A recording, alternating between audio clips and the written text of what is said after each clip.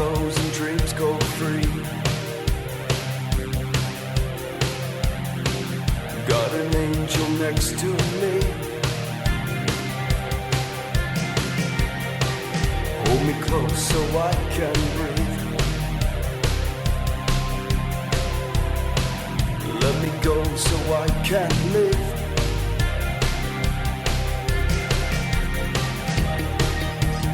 Where do we go from here? Take me far away, so we can stop the time, and love will take its place. Where do we go from here? Take me far away, so we can stop the time, and love will take its place.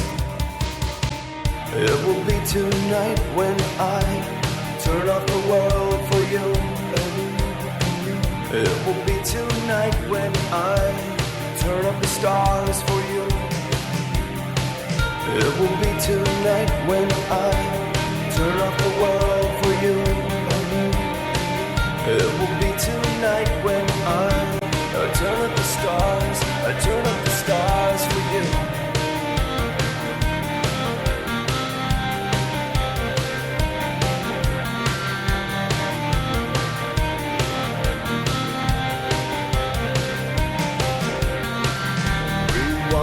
Forget your past. I'm here to make it last. Where we're going, we don't need maps. Take a chance with the Wall Street crash. I feel what you feel, that our love is strong. And I hear what you hear, it's our favorite song. And I taste what you taste, it's the sweetest kiss. And I see what you see, and I'm so impressed. Where do we go from here? Take me far away, so we can stop the time, and love will take its place. Where do we go from here?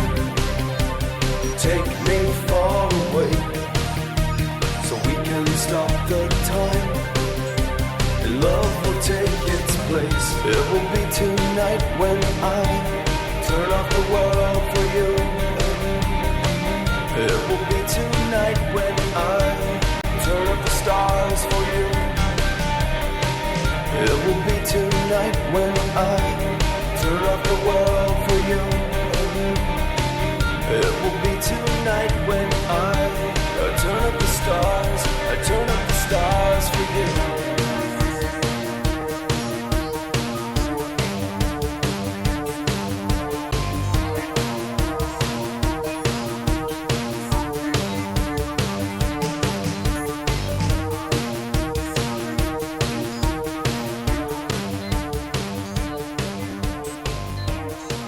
Namaste and blessings, family. We are here on this glorious day here in Sedona, and we wish to share in this video how to remote view. I am joined by my glorious team member and soul sister, Isabella Green. How are you doing today? Excellent. Fantastic. We are both going to share our experiences with remote healing and remote viewing, and to help answer some of the questions you guys might have on the subject. So, first of all, Isabella, how did you get into remote viewing? Well, I grew up in Russia, and I was lucky enough to be surrounded by friends where remote viewing was just a part of our everyday deal kind of thing. We were just like hanging out with each other in space and going and checking up on each other, and then we also would just hang out in the astrals and check out what's out there, and then get together and talk about it. And it just seemed like a part of a normal routine. No one really thought of that as odd or whatever. So I guess I was really lucky, and I also had that skill more or less right away when I was growing up. Amazing. So what are some of the ways that you use remote viewing to, especially with your profession, to aid others that are in need? Well, right now I do remote spiritual healing work, and I would like to backtrack that for a second. I actually completely forgot that I had this ability. I had the ability to astral project and to remote view. I completely forgot about it until I had a reawakening, and when I had a reawakening, I remembered that. I was like, wow, I used to do all this cool stuff. I used to just go out in space and hang out and see things and go visit people and meet people, and it was just great, you know. And then I started doing that again, and then I put two and two together, and I figured that I can actually get that skill involved in healing work. I was doing energy work, and then I just decided, let me try and do remote energy work, and it worked. And so this is what I do now for a living, actually. And it's amazing. It's really amazing. It's a lot of fun, and it's also very effective. And it's also, you're not bound to your space or to your community. You can do that anywhere. So what are some of the techniques you use to how to you remote view? So we can give our audience and family out there some tips on ways to not only develop this skill set, but in ways to utilize it. How I developed that, I remember that I originally was focusing on finding that soul first.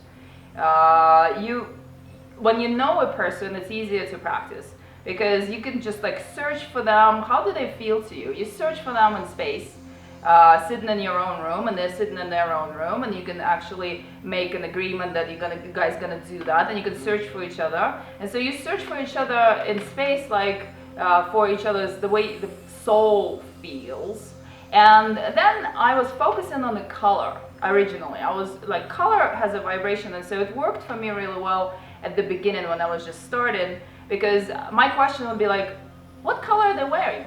What color are they wearing? And so I just developed that skill. I would call them later, be like, were you wearing brown or were you wearing blue? And they're like, yeah, I was. Oh, cool. Wow. So it worked. But now I don't do that anymore. I just search for the soul composition, and you can wear all energy. You can find anyone, anywhere, by just focusing on how their soul feels. And how you develop that skill, I don't really know how to explain that. I guess you've got to have to try and figure it out for yourself. But it's definitely a skill that anyone can develop. If I could do it, anyone else can do it as well. Awesome. I would like to share some of my understanding with remote viewing. Isabella does it in a very healing way. She has many clients which she's asked to heal and clear blockages that she does amazingly. But with my understanding of it and how I first began doing the remote viewing was actually 2 locations. My first priority when I first woke up is to obviously aid mass consciousness, but also the planet shift in certain doorways and gateways around planet Earth. So what I would do was I would, when I knew I was going to a location, I would go on Google Maps. I would zoom into the location all the way to like 20 or 50 feet, as far as they'll let you to go. Then take pictures with my mind, not only of the map and the topography, but actually any other photos I could find online on the location. Then try to scout and talk to anyone who had been there. I then began to formalize a picture in my mind of this space I was about to visit. So when I went on my hikes or up on the mountain, Thunder Mountain behind me, I would do a walkthrough, and then I would train and practice. And I like to recommend in anything that you do to walk it through with your mind first. I had a friend who was a pro snowboarder, and he would tell me that how he got so good so fast was that before he would launch off a jump, say do a 720 rodeo flip, he was very good, my brother Brandon. What he would do is he would visualize in his mind's eye over and over and over again of him launching off the jump.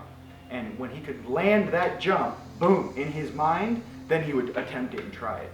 And I recommend that with anything in life that you want to do, any type of skill that you want to perform, or any thing that you're working on, that once you can work it through and actually visualize seeing yourself doing that specific task, it makes it that much stronger, that much more concrete in your holographic matrix and in your belief system. Because now you know you can land it because you've landed that jump here. So with the remote viewing, I also utilize that with interacting with specific multidimensional beings before I get to a location. I also use the remote viewing to visit my family members in dream time. I also use the remote viewing to understand some of the things that the consciousness on the planet is going through, and kind of begin to understand those small little sentences of truth that we as a collective are going through collectively. We are all come from different cultures, and how you were raised may be different from the way I was raised. However, our integrity and that information that comes from our hearts is what truly benefits the planet. So in that understanding, we accelerate that much faster. Now, some of the techniques I use is very similar to Isabella's. You lock onto the person. A first and last name usually helps a lot. A picture definitely helps a lot. You can definitely try this. Mind you, with the proper intent. You have to understand too, when you're remote viewing, and Isabella will share as well, it's more of a welcome thing. It's like a friend. Hi, I'm a friend saying hello, knock knock on your door. It is not, I'm going to try to remote view on somebody I do not know or might not have that experience with. Always asking permission first, most important and paramount. It's respect. I have respect for your soul group, your soul stream, as you respect for mine. So mutual respect. So in that understanding, to facilitate that, using your mind's eye, using your intuition, I wish I could to connect to this person, first and last name. Here's a visual image that I'm picturing them in my mind of what they look like. Okay, what city are they in? You can probably find this information out. Or what town, what village, what house, what block. Lock in, boom, boom, boom, boom. Similar to the Google Maps when you're zooming in over a city, boom, boom, boom, boom, boom. Zoom in. Okay, then you visualize the individual person or being. Maybe they're sitting on a couch, maybe they're reading a book, whatever they might be doing. But like I said, like Isabella recommended right from the get-go, it'd be really cool to call your friend first. Hey, I'm going to try to remote view tonight. You know, let's try to do this and let's try to see what colors we're wearing. And in the morning, wake up and then confirm. And I think as you develop that strength over and over and over again, then that clarity becomes that much realer because now you have a 3D confirmation that this and what you're perceiving is real. Yes, I was wearing the blue jeans with the white tank top. Excellent! What book were you reading?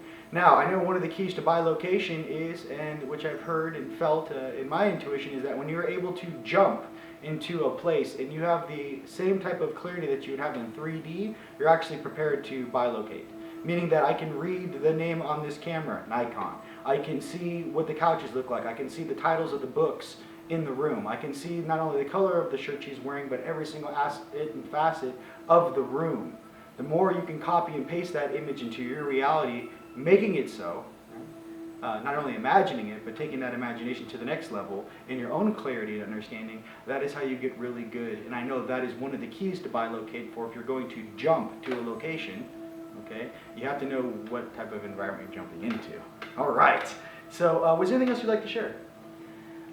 I think I'm done over here, actually. Thank Right. you. Yeah, no. She's way more skilled. Talk about how you use the overflowing love of Source to heal the people that you work with. Talk about some of the positive things that you use remote healing for. Okay, all right. So if we are here to now, we're going to be talking about the healing aspect of remote viewing, and I would like to elaborate a little bit on what Ryan was saying as far as scanning the room and checking out the room.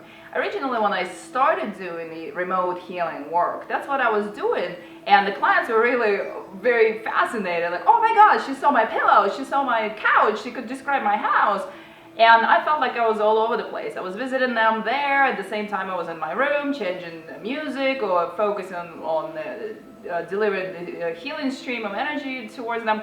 Now I don't do that anymore. I do not need to. I just find them in space. I find that soul, and I deliver the healing energy to the soul. I no longer divert my attention to the details in the room, because it's great while you're developing the skill, but when your objective is to do the healing work, you don't really want to be spreading out and like entertaining your clients basically with the details in the room. But while you're practicing, while you're learning, it's a great practice to go and like read the titles in their books and what's happening around them. Yeah, that's great. So I find the composition of the soul. I find the way the person feels, exactly like Ryan said. The first last name in the picture helps. Sometimes I've never even met the person, but I can focus on the way they feel through the name, their signature, their energetic signatures in the name. So I focus on that, and I focus on their eyes, and I just go there and I find their divine sparkle, their soul, and I look in with that, and then I just start experiencing, I start developing that feeling inside of me, inside of my chest, that feeling of that divine love for them. And I have developed that as a skill as well, that you can produce that feeling, and you can pull in that divine love, that stream of consciousness, that beam of golden light, if you wish. You can pull that in for anyone. It doesn't have to be a loved one or someone that you already know. You can do that for someone that you never even met. And once your own heart is open, it's really, really easy to do that. And when you pull in that love, you're just focusing on their soul, and you're directing that divine love, the golden beam, if you wish, onto them, and that's all you need to do. All the stuff that needs to adjust for them is going to adjust, and you might experience all sorts of visuals while this is happening, and then explain that to them. But the key here is to find that soul, remote view that soul, and then bring the divine love into them, and miracles happen. That happens with me in my work every single day. Every single client I have, I do remote spiritual healing work, and it's just been incredible. It's a great ride. That's awesome. So to follow a little bit more with what Isabella said when she was speaking about her skill set, which she, since we are truly multidimensional beings, to understand that instead of remote viewing how she used to, which is taking, say, that bandwidth of 3, 4, and 5, the lower, or 3 and 4, I should say, and accessing the vessel. So here are you remote viewing, I'm accessing this bandwidth and going straight across. What she does now is she goes up, attaches to their divine aspect in their soul group, and then comes down. So if you guys want to think about that too, utilizing your upper dimensional higher selves, which truly facilitate the grander scheme of healing, that is a much more accurate and divine way to do that. I find that's very important. I also find it's very important to understand it in your own soul group, in your whole soul stream, and which one of your higher selves actually is that go-to for healing. Everyone has their own set of all-stars. We call them our higher selves and our oversoul.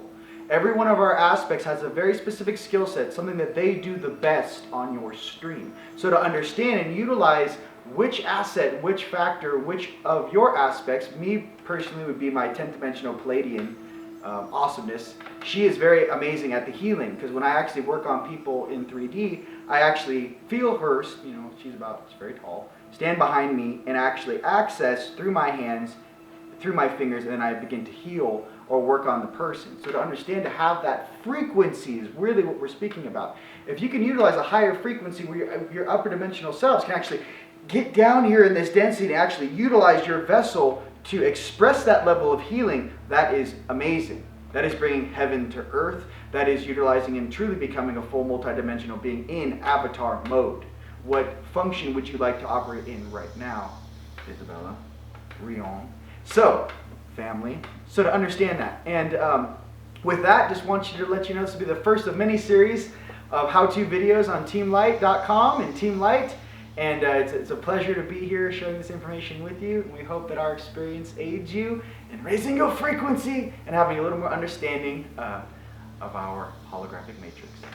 Namaste. Namaste.